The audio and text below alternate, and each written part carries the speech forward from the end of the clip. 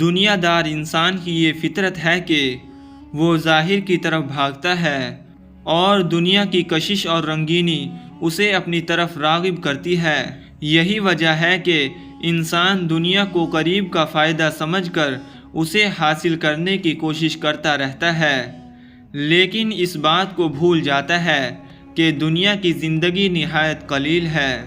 دوستو، اللہ تعالیٰ سورہ بقرہ میں فرماتا ہے، اور ان لوگوں کو خوشخبری دیں جو ایمان لائے اور انہوں نے نیک عمل کیے، ان کے لیے باغات ہیں جن کے نیچے نہریں بہتی ہیں، جب بھی انہیں اس سے کوئی پھل کھانے کو دیا جائے گا وہ کہیں گے یہ وہی ہے جو ہمیں اس سے پہلے کھانے کو دیا گیا تھا، حالانکہ انہیں اس سے ملتا جلتا دیا گیا تھا، اور ان کے لیے اس میں پاکیزہ بیویاں ہیں اور وہ اس میں ہمیشہ رہیں گے۔ اور جو لوگ ایمان لائے اور انہوں نے اچھے عمل کیے، یہی لوگ جنت والے ہیں، وہ اس میں ہمیشہ رہیں گے۔ حضرت عمر بن خطاب رضی اللہ تعالیٰ عنہ فرماتے ہیں کہ ہم آن حضرت صلی اللہ علیہ وسلم کی مجلس میں بیٹھے تھے کہ آپ کے پاس ایک شخص حاضر ہوا اور عرض کیا، یا رسول اللہ، ایمان کیا چیز ہے؟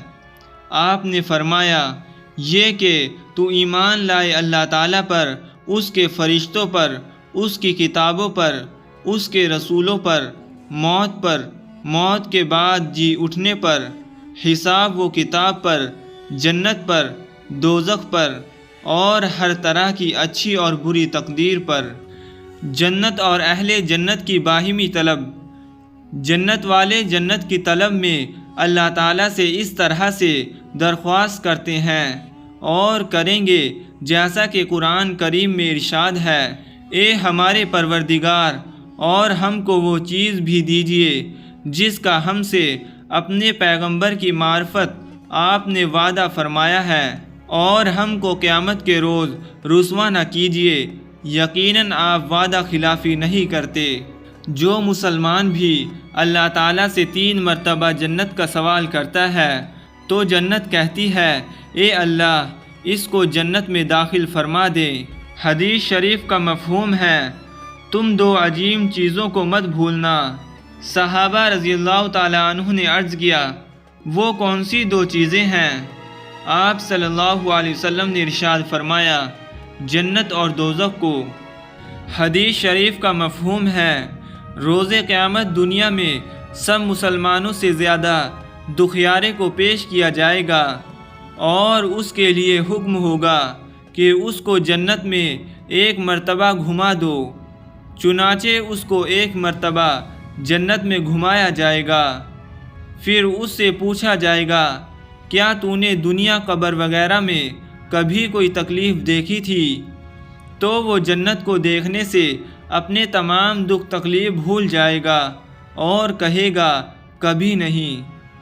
جنت کی معمولی سی جھلک۔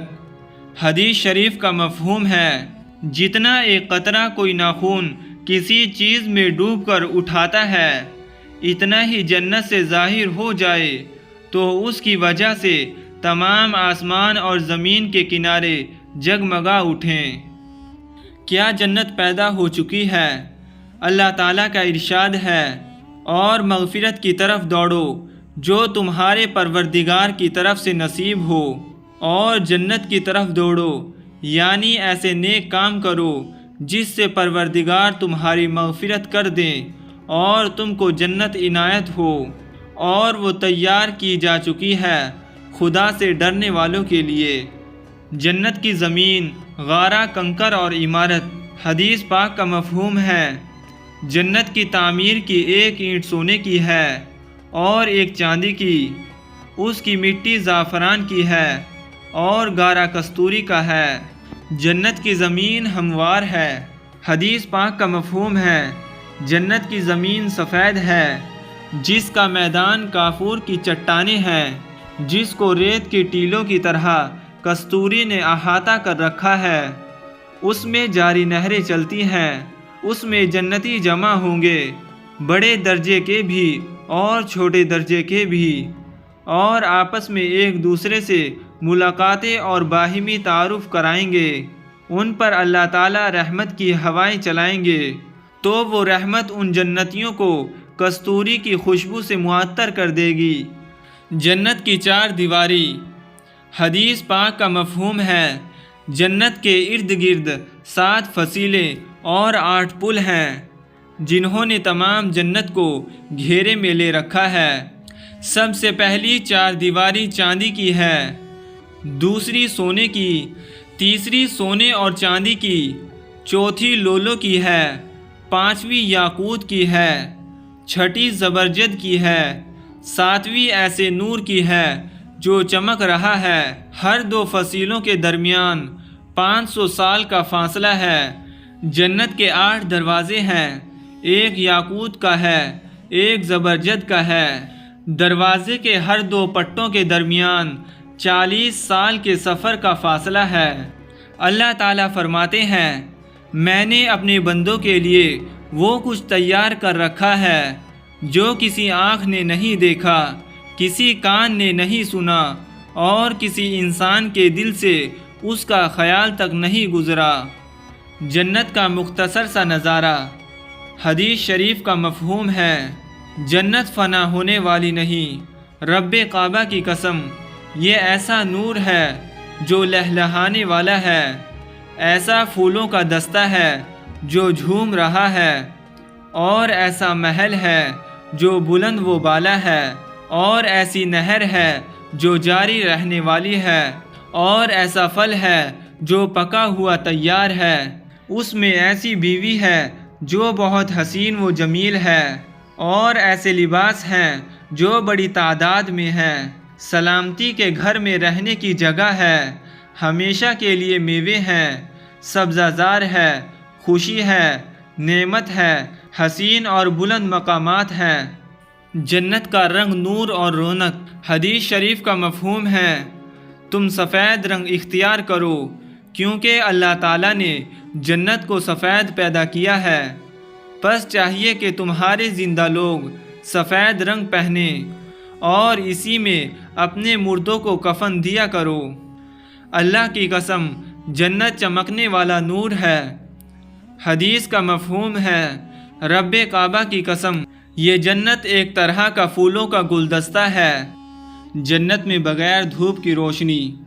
حضرت زمیل بن سماق کے والد نے حضرت ابن عباس رضی اللہ تعالیٰ عنہ سے پوچھا جنت کا نور کیسا ہوگا؟